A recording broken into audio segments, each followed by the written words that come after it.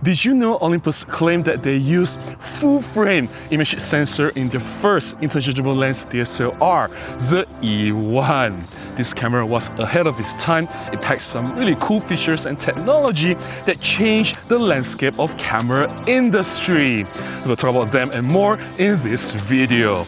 Let's do this!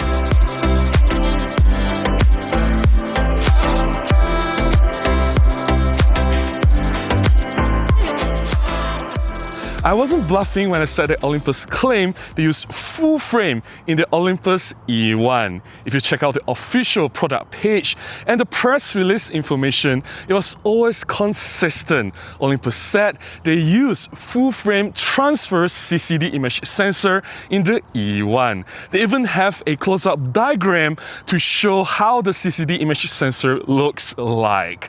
Now, before people come and bash me and say, Robin, you are spreading misinformation. 4/3 image sensor is 2 times crop. Now bear with me. During the transition from film to digital SLR, during those era, most other manufacturers, they chose the easy way.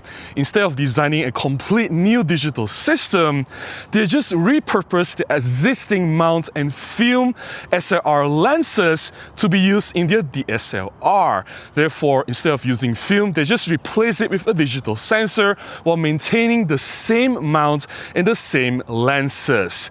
This comes with some compromises. Image quality is not as good as it's supposed to be because digital sensor is not the same as film.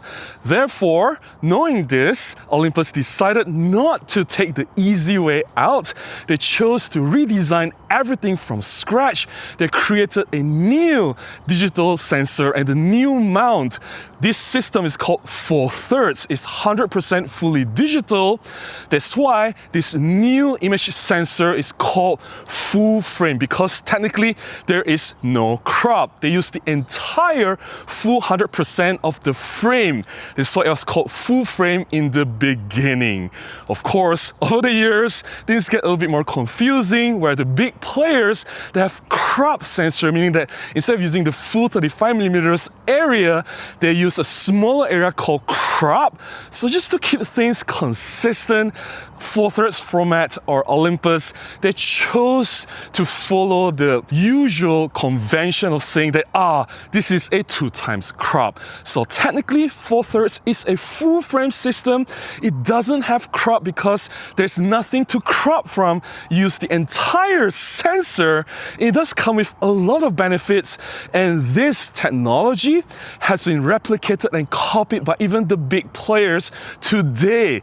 And I'm going to talk about that later. But recently, just for fun, I brought this old E1 and this 1454 f2.8 to 3.5 and do some shutter therapy. Here are some photographs.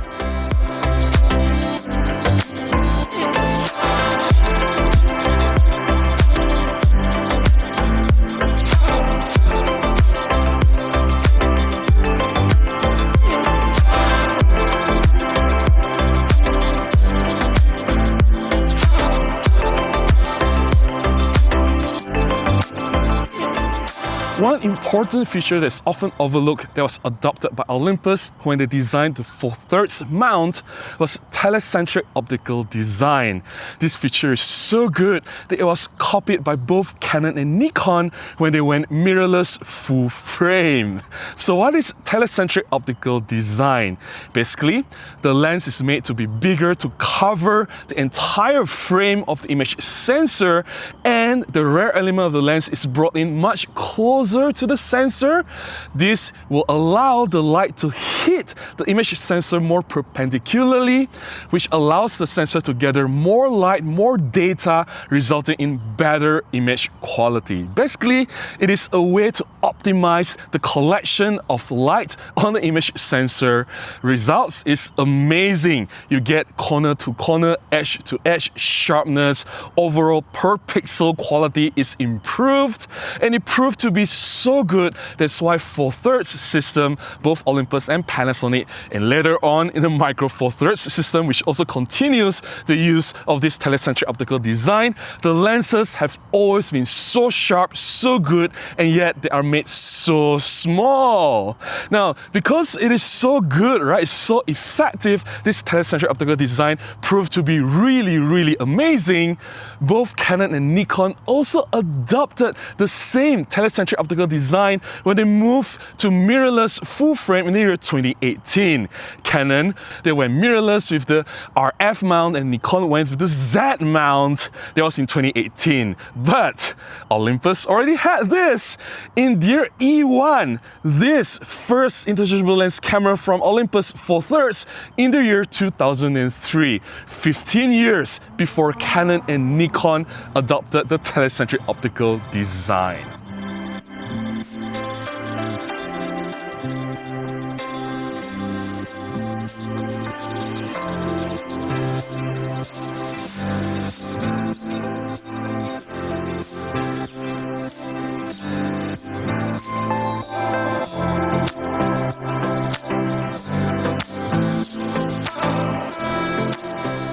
This Olympus E1 is probably a dinosaur. This is an old DSLR, but I still find myself enjoying this camera for my street photography sessions. Yes, this is not the fastest camera. It only has 5 megapixels.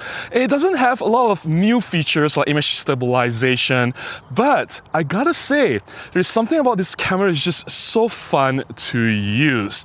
I just love the handling of the camera. It fits my hand just perfectly. I love the shutter sound of this camera.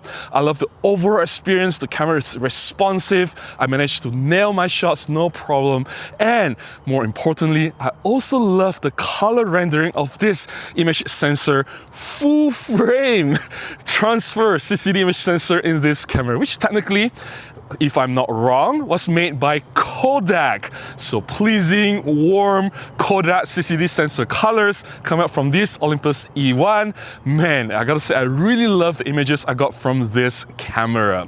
Of course, if I were to choose, there are better cameras today, but that's not the point. We don't need the latest and greatest to enjoy photography.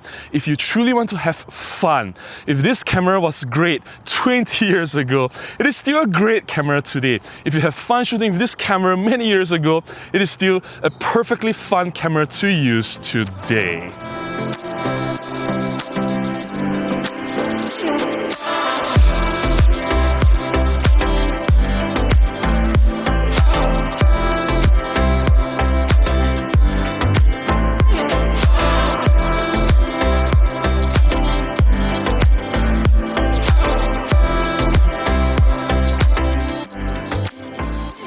Well, a lot of people are chasing the latest and greatest gear. They want the technical perfection. They want the camera to do more. I understand that, and I do want progress when it comes to camera and imaging technology. But I gotta say, the best camera is the one that you have with you, and the best camera is the one that you enjoy using the most. And oftentimes, there are already so many cameras out there now that you can actually start enjoy using, and you just don't have to wait for the next best thing. Just pick out what you have, and perhaps that's the best camera for you. If you found my sharing beneficial, if you've learned something new from this video, please consider supporting me. You can buy me a cup of coffee, or you can contribute directly to my PayPal, or you can join as a member. Any contribution, any support will go a long way. It will definitely help me to continue making more content. All the links are in the description below. Any support is appreciated. Until the next one, please go out and take more photographs. Bye-bye.